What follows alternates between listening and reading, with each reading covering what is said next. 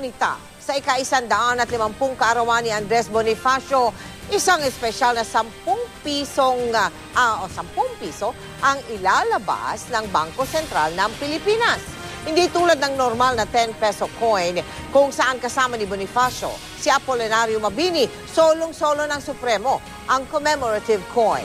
At dahil limitado lang ang bilang niyan, ako itiyak na raw na pag-aagawan ito ng mga coin collector. Nakatutok si JP Soriano. Mula 1930, 4 na beses nang pinalipat-lipat ang mukha ni Gat Andres Bonifacio sa perang papelman o barya. Unang nailimbag sa 10 centimos ang mukha ni Bonifacio. Taong 1949, inilipat siya sa 20 pesos katabi ng kapwa niya katipunero na si Emilio Jacinto. Pero noong 1973, inilagay ang mukha ng Supremo sa kulay berdeng 5 pisong papel. Makalipas ang 10 taon, inilagay siya sa 2 pisong barya na kalaunay tinanggal din sa sirkulasyon. Noong 1997, inilipat ang imahe ng Supremo sa 10 pisong papel kasama si Apolinario Mabini. Pero taong 2000, ang 10 pisong papel ginawang barya. Dito na nanatili ang mukha ni Bonifacio bilang pakilala ng Bangko Sentral ng Pilipinas sa pagunita sa ika-150 kaarawan ng Ama ng Katipunan. Isang commemorative coin na 10 piso na tampok si Bonifacio ang inilunsad nila ngayong araw. Sa bagong 10 piso, tampok na rito ang solong imahe ng mukha ni Bonifacio kung saan nakasulat ang Republika ng Pilipinas. Makikita sa likuran ng barya ang pirma ni Bonifacio.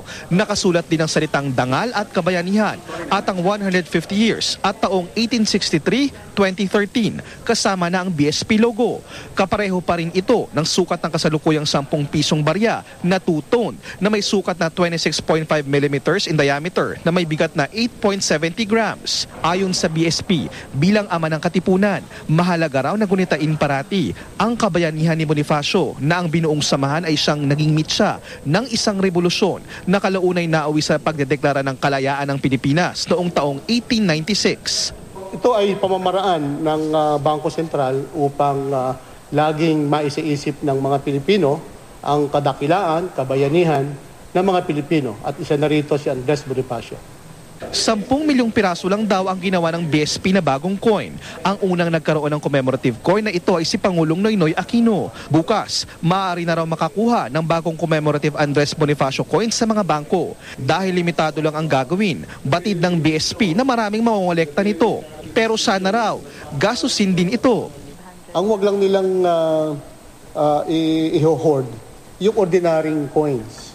Kasi ito, iba, I'm sure, people will collect. Sa susunod na taon, si Apolinario Mabini naman daw ang bibigyan ng solong commemorative coin sa 10 piso rin. Ang kasalukuyang 10 pisong coin kung saan magkasama si Bonifacio at Mabini, di pa rin daw ihihinto ang paggawa. Sabi ng BSP, sa barya nila napiling bigyang pugay si Bonifacio dahil mas maraming Pilipino ang makakahawak nito. Mas maraming tao ang pwede makakita sa mukha ng taong ibinuwis ang kanyang buhay para sa mga Pilipinong malayang namumuhay ngayon.